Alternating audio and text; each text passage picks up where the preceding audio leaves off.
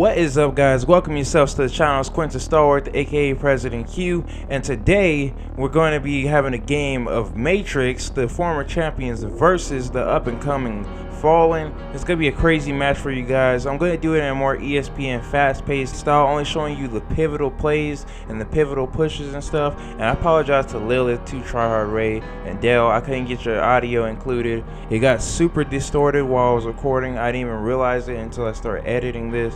And yeah, I'm gonna just throw some music on here to replace y'all's beautiful voices. So here we go, guys. Get ready. Let's do this. So the storyline for both of these teams is that they both have their backs against the wall. There's immense pressure on their backs, and you're not sure about either one because we've only really seen one game from both teams, really. So let's go ahead and get into Fallen first. Nobody really knows anything about them. They were kind of counted out. They're the underdog going into this match. Everybody pretty much looks at them as kind of like just these random people. They're the unknown unknowns. Nobody knows too much about them because they were off their first week, and then they ended up not really getting a game in their second weeks. And then they came out and beat Toxicity.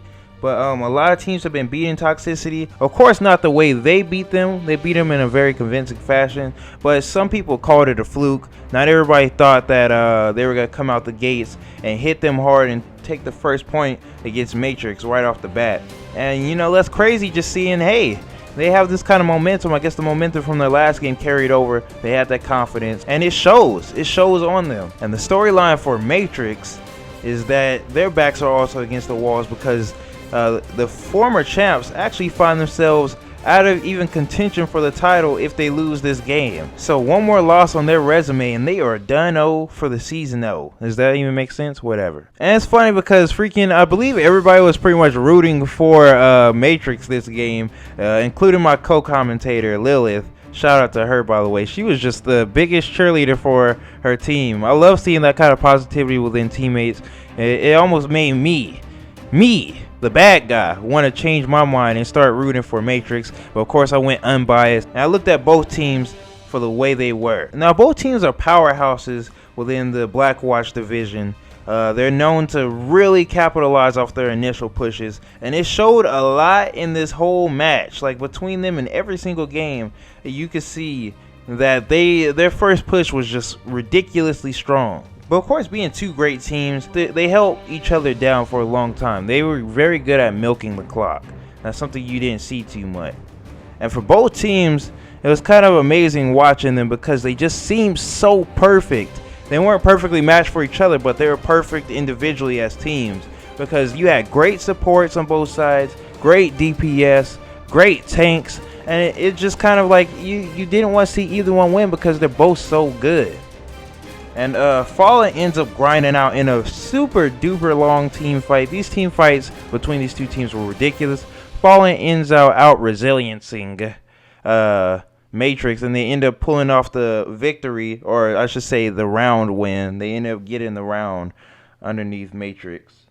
And there are being a lot of questions asked after this first round, how Matrix will return the favor to Fallen, because we know a lot about their team comps. We've seen them since season 1 now, and we know what kind of people they like to run. So I don't want to say they're predictable, but you know, people pretty much know exactly who they're gonna run. So I think with Fallen knowing that, they ended up picking a Sombra pick so they could just kind of disrupt them. Which, by the way, holy crap, that Sombra pick, that threw me off. I was like, huh? Another Sombra main? That's usually my thing. But I ended up seeing them do very good with the Sombra pick, getting a lot done with it. And you'll see later in the video. You'll see just how vital Sombra ends up being in this team fight.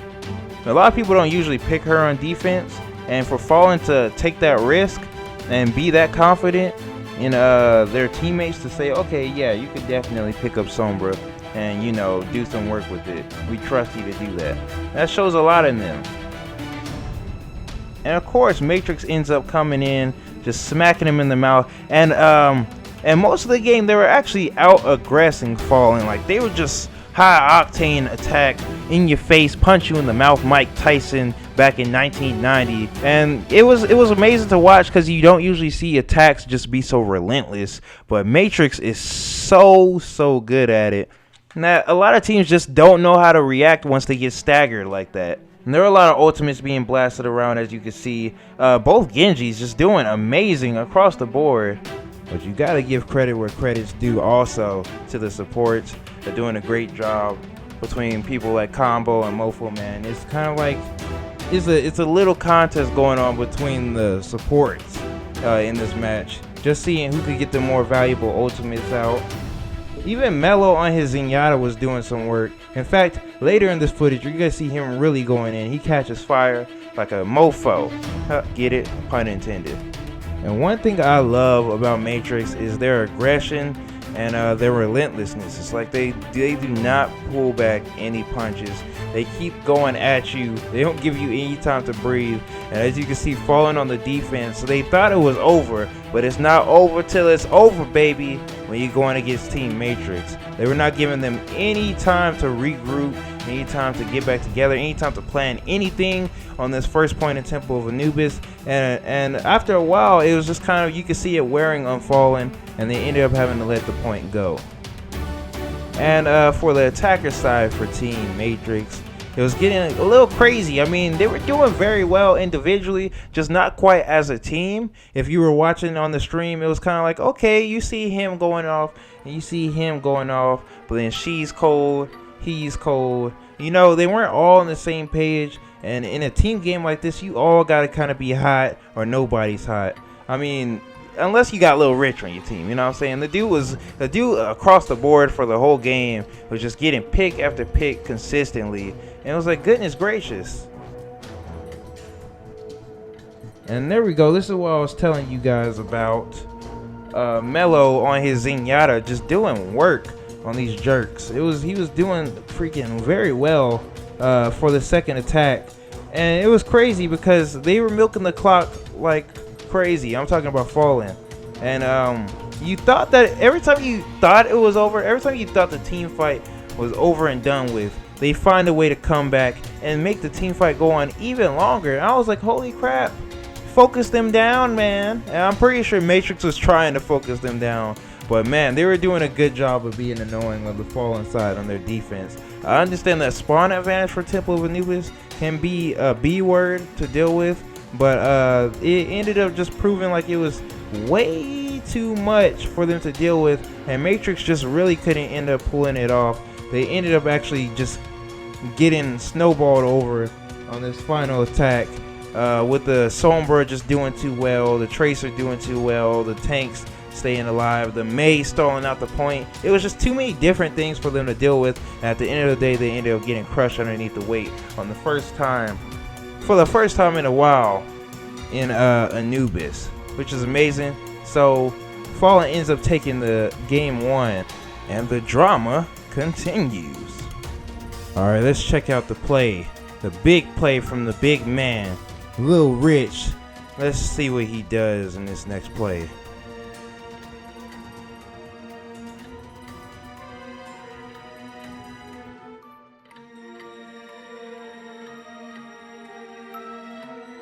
Let's also take a look at some of the notable stats from both teams.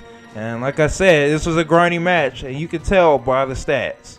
Alright, so after that happening to them at Gibraltar, Matrix was not having it. They figured they had to find some way to right their wrongs, and they were going to find a way to get Fallen's number, which is kind of hard because, you know, like I said before, Fallen's kind of like in this weird bubble where nobody knows too much about them. They just know they're kind of good. And now if you were watching the stream, it was convincing. It was like, okay, these guys really are there. They're up there. They're good. They're legit. But will they be able to beat the champs in the second game? Maybe it was a fluke. Maybe some people are still counting them out. But it's kind of hard to do that when you saw exactly what they did on Anubis and their convincing attack and defense against Matrix. So here we go back at Gibraltar on the attack, and it was kind of wishy-washy. Matrix was just so beastly this game. It was like they elevated to another level for a while. I was like, holy crap, I haven't seen them, like, they didn't even play this way against Lotus. You know, last season, back when their biggest competition was Lotus, they didn't even go at them this hard.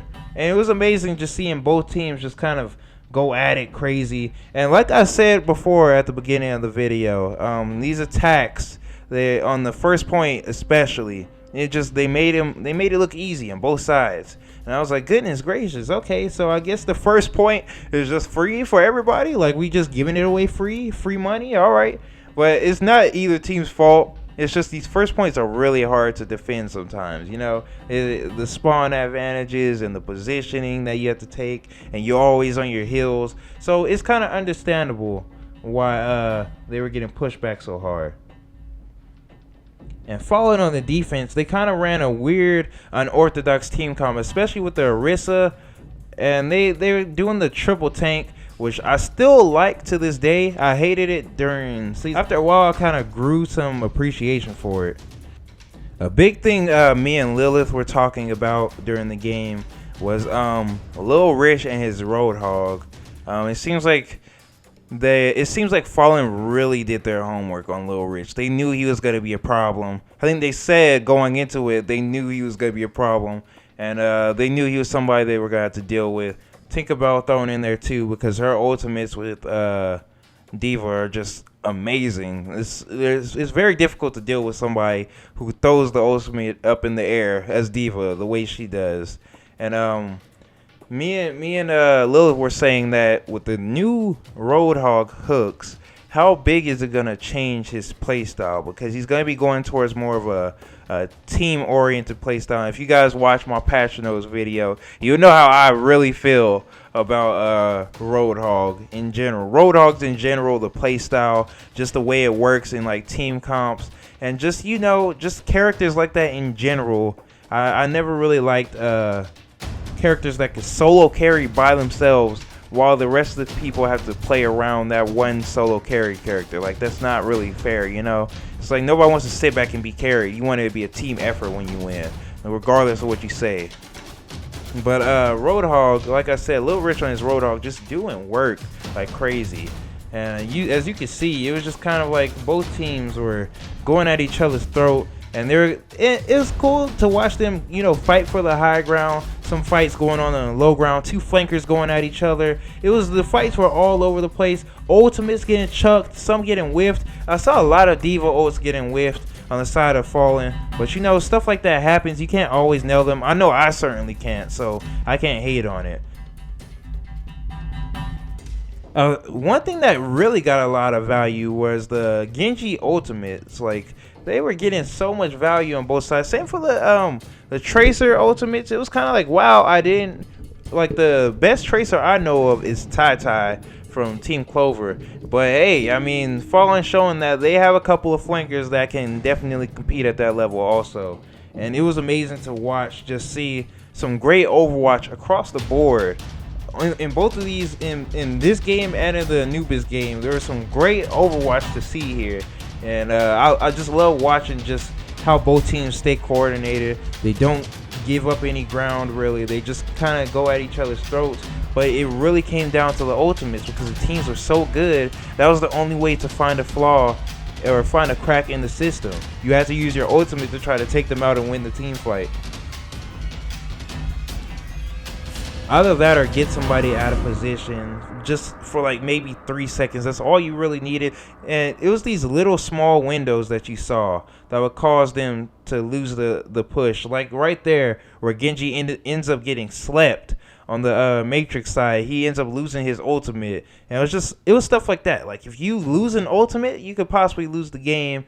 And if you mess up a push or a res or anything, it could cost you everything. And it was like everybody was just kind of sweating. The viewers, the players, the commentators, everybody was like, oh my goodness, it only takes one small thing for this to mess up, or one thing to go right for another team, and it'll be over. And the huge story about this was the long team fight. So I don't know if it came down to just either people trickling in too often, just like no focus. But it was weird. The long team fights ended up drawing out, and it seemed to go towards Matrix's favor. As you can see, they ended up winning that round, getting all 3 points within overtime. And it just showed that these long team fights with meaty Roadhog and meaty Tinkerbell on her diva, it's hard to deal with, and they just out sustained the teams. And a funny play right here. This is something I love to do in ranked and solo queue. I love to wall ride around and just boop them off the high ground on first point Gibraltar when you're attacking as Lucio. If you guys haven't never seen that before, you might want to try it. It's very useful because you just boop them down off the high ground into your team, and it's Thanksgiving dinner at that point. Usually you see top level Lucios, high notch Lucios, pull that play off. They boot people off the high ground and it's pretty much over. But Lil Rich, he plays in the top 500, of course. So he's seen it. He's seen it all pretty much when it comes to like the little cheesy tricks that people like to pull off at the beginning of Gibraltar. And he just ends up hooking the Lucio out of the air while he was trying to go for that boop. And boom, he was done, son. It was a wrap. And already on the first point, you can see some big time ultimates coming out. The Resurrect ends up getting thrown out there.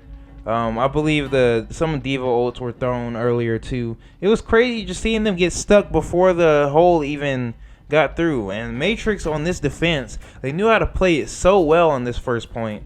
They slowed them down a little bit, not quite the whole way. Of course, they ended up giving up the point. Like I said, that was the tendency of this whole game. They ended up giving up the point. And as you can see, the Winston realized, okay, this isn't going to work against Lil Rich and his Roadhog. I need to go ahead and switch out. And here comes a High Noon that ends up getting a double kill from the McCree. It was some pretty beautiful stuff. And what I said in the video, or what I said during the stream, I was like, what the heck? People are still getting killed by the McCree ult before he even gets his buff. Like, this is like pre-buff McCree. So I'm like, God dang it, man. Y'all shouldn't be getting picked off by that thing still.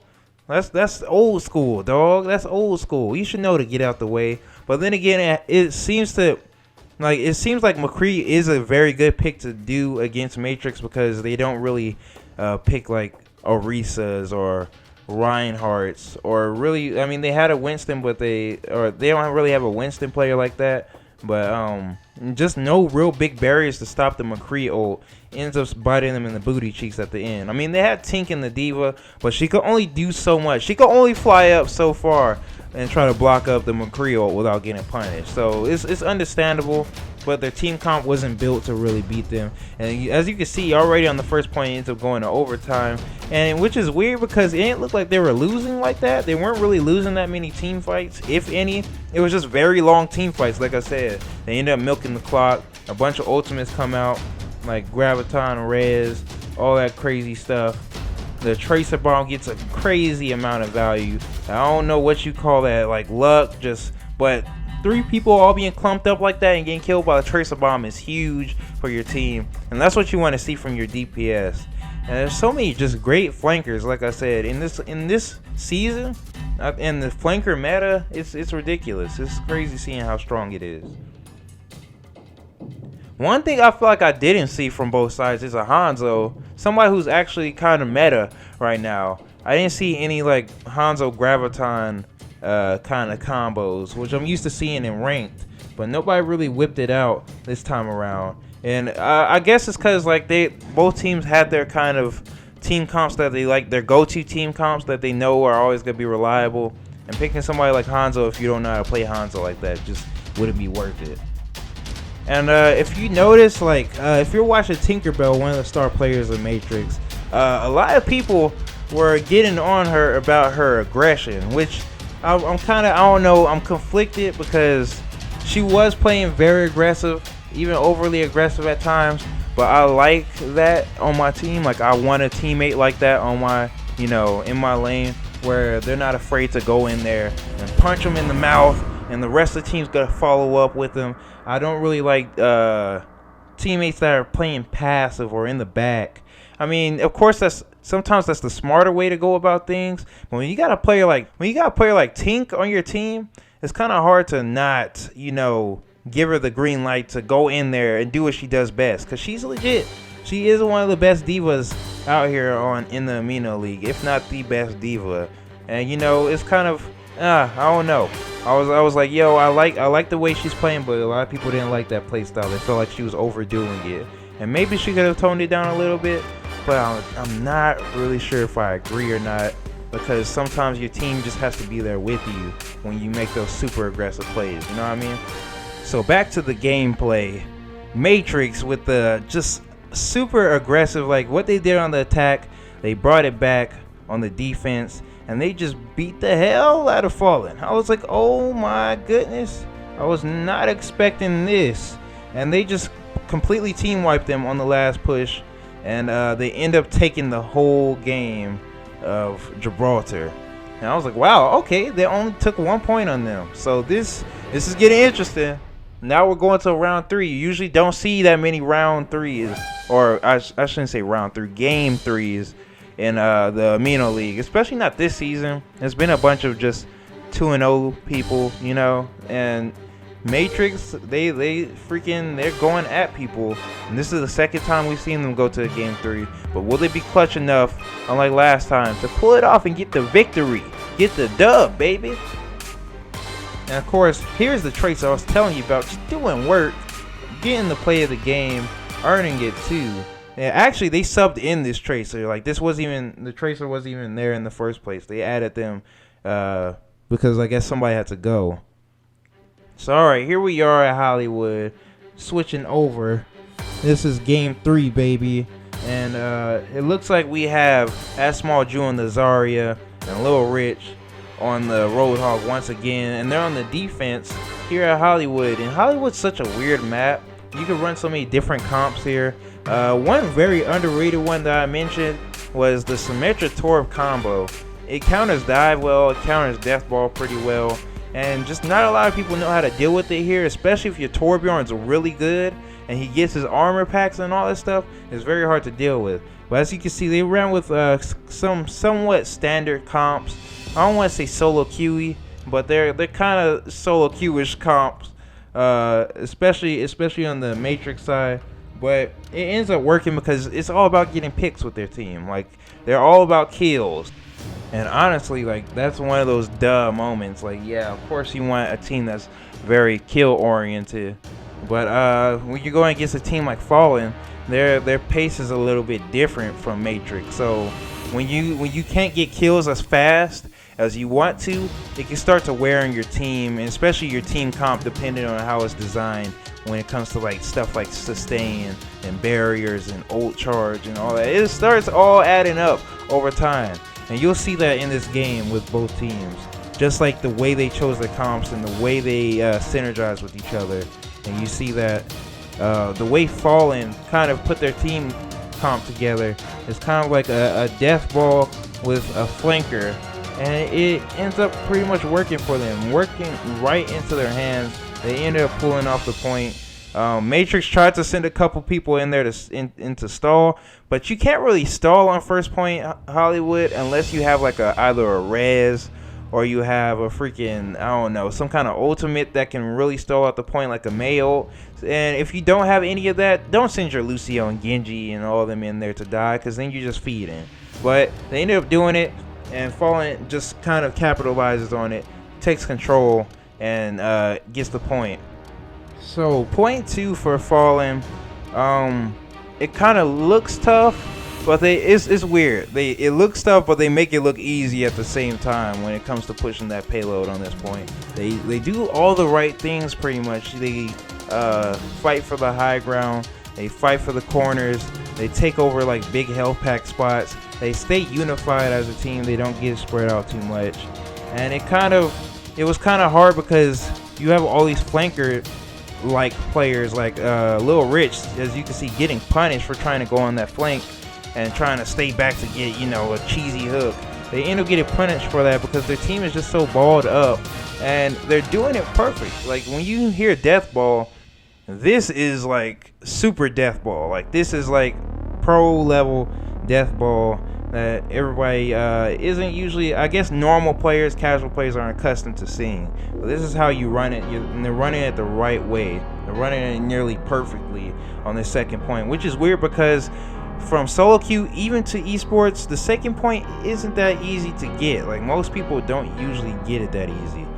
So Fallen ends up delivering the thing, getting the payload where it needs to be on the second point. So that's 2 points confirmed for them at least. So they will be fighting for a third point if they end up getting stopped here. And as you can see, Matrix starts finally like changing up their team comp a little bit. Some people are flexing, some people are changing up their team comps to try to get it to work. The Tracer Bomb goes out, kills Reinhardt, just completely removes the barrier, and that leaves you with a Roadhog just standing out in the open, feeding ult charge. And nobody wants to see their team's Roadhog just out in the open, you know, feeding like that. I mean, Lil Rich isn't really a feeder type. He doesn't die, but he's certainly giving them some ultimate charge. And they're still pushing the payload, pretty uncontested. I guess they were waiting for a good position.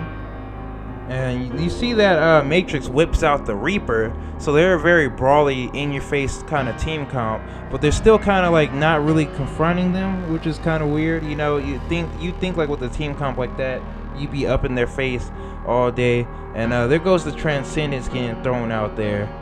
And it looks like both teams just kind of start throwing their ults out there. Tink gets a nice kill on the Tracer, only for the Tracer to end up getting rezzed and brought back to the fight.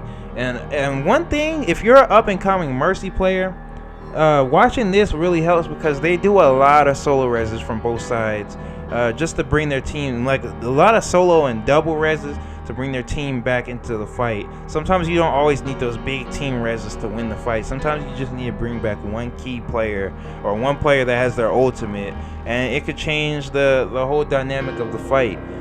I see so many Mercies leave all their chips on the table going for that big res and end up getting picked off. As you can see, these top-notch Mercies, they're not letting that happen. They're making sure they get value out of theirs and just trying to bring back people who can change the team fight up really quickly. And look at Lil Rich just doing his thing, just murdering people. One of the best Roadhog, if not the best Roadhog in the league. And here goes Tink, one of the biggest plays of the game. This is a pivotal moment in the game. She goes for a flank while the rest of her team's fighting. And just watch what happens. She tries to go after the Mercy too far. They end up finding out that there's a Reaper in the back line. She tries to get out of there, ends up getting picked on the flank, and it's a 5v6. Plus, they end up freaking having to use the res to bring Tink back because she gets punished. And man, it looked kind of ugly watching because there were so many ultimates that got used unnecessarily, all because Tink went on that flank. She ends up getting smashed through the limo right there by the Reinhardt just because she got rezzed in a bad position, but it wasn't really her fault. And same for the healer, it wasn't their fault. The Mercy bringing her back. There's only so much you can do with that, you know what I mean? It just sucks when you get that out of position as the flanker and you end up kind of, I don't want to say throw it, but you end up pretty much throwing the rest of this, and Fallen ends up getting the round in their favor. And that was an amazing round to watch. I loved watching that. It was exciting. So here we go with Matrix on the attack. And like I said, they're a very freaking in-your-face team comp. Fallen pulls out the Symmetra, something you don't see too much from a lot of the teams in the league. I don't really see too many Symmetras get whipped out. I guess she's still considered non-meta. I don't know why. Freaking Symmetra's just like, I don't know. I love Symmetra. That's bait right there. But seeing them whip out Symmetra and actually get some decent value this game, or this round out of it, it shows a lot. It shows that if you really want to play Symmetra, go for it, because she's definitely worth it. She's not just a niche player all the time. Sometimes she can really carry your team. And that's what everyone was kind of looking at, the teleporter value. How much value is the Symmetra going to get out of the teleporter? As you can see, Matrix fighting for the high ground. Follows D.Va, tries to fly up there. I thought that was so funny while I was watching it. The D.Va tries to fly up there to fight Matrix, not realizing that the freaking, like, there's like 5 members on that high ground. So she ends up just having to jump off, like, oh, let me get the hell out of here, yo. This ain't none of my business. But the fight ends up going towards Matrix right off the bat. But there's a weird thing that ends up coming along and it's the teleporter. You thought it was over, but then the random diva comes out, gets 2 kills. The rest of the team starts coming back from the teleporter, and you're like, holy crap! I thought Matrix won this. I thought it was over, but no. They end up freaking Fallen ends up getting a high value out of the diva ult and the symmetric teleporter, and they end up holding for a while, holding for a big time. And it's little plays like that. And I was talking to not Matrix. I was talking to Fallen about that play right there. And then they said that the diva just kind of walked out of the teleporter. Was like, "Hey, I'm gonna ult in 3 seconds. 3, 2, 1, boom!" And they just kind of tossed it in there and got 2 picks off of it. So that's crazy. Just seeing how that diva ultimate can work. And you usually don't see other divas getting any value. The team does a pretty decent job, pretty great job actually, of shutting down other divas. But Fallen's doing a great job of playing around their diva, playing around their Symmetra, because they know how important they are to this team, and end up kind of holding them for a very long time, a very, very long time. But as you guys know, as you all know, like I said for like the 500 million times, you might want to take a shot every time I say this. These teams are very attacker heavy. Like, their attacks are super strong. So spoiler alert, Matrix ends up taking this point in overtime. And it wasn't an easy fight, but they always find a way to get those first points. No matter what. You could have a 6v12 somehow, and then the attacker's still gonna find a way to get that first point. It's just that crazy from these two teams. Alright, so moving on to the second point. So where things get a little dramatic is where your butt cheeks start clenching, booty holes get tight, because you don't know what's gonna happen. Because you saw they barely got out in overtime. They barely made it out in overtime and getting that from Team Matrix. So will they have enough time? Will they have enough pushes in them? Will they be efficient enough to get the payload all the way there and get some more time on the clock without losing a lot? And so Fallen ends up losing the first team fight, and that's why Matrix was able to get all this ground. But the great thing, and great teams do this, they regroup very quickly. So all the people that were left alive, they end up backing all the way up and waiting for Matrix to get closer towards their spawn so they can have spawn advantage. They come out as a group and they just end up beasting and feasting on Matrix, pushing them all the way back. So now they have to walk all the way back from their spawn just to get back to the payload and the saloon area. And now it's in Fallen's favor when it comes to just getting staggered and the spawn advantage. And it's little things like that you gotta make sure you think about. It's not always about winning the team fight every single time. Sometimes if you lose, you gotta regroup, catch them at the end of their push on a payload map, and stop them right there at the end. And that can just guarantee you the victory over the point. And so here we are looking at it. Both teams still going at it. Ult's getting thrown all over the place. A whiff diva ult, and it looks like the match ends up going to Fallen. The new guys, they end up beating the champs twice, and it's a very heartbreaking loss because not only does this spell the end for Matrix, they're not going to be making the playoffs this season, but there's random new teams just coming in and kicking butt. Who's going to stop them? Somebody needs to put their foot on these guys' throats, or else this is going to get out of control. But yeah, I apologize for not having the full in-game audio and all that stuff. Me and Lilith's commentary. She has some great commentary, by the way. I'll have her mixer stream if you guys want to check her out on stream. I'll have that in the description. She's a very great talker. She's good on the mic. And I apologize just for not having it. It was one of those freak accidents where your Elgato just starts, crapping the bed and it doesn't work. But yeah, tell me what you guys think about the champs getting knocked out of the playoffs, not going to be able to compete this season for a championship. And tell me what you guys think of Fallen. And I'll talk to your ugly sexy face later. There's going to be more Amino stuff coming soon. Don't forget to like, subscribe, and share this video for some more of it. And we out. Adios.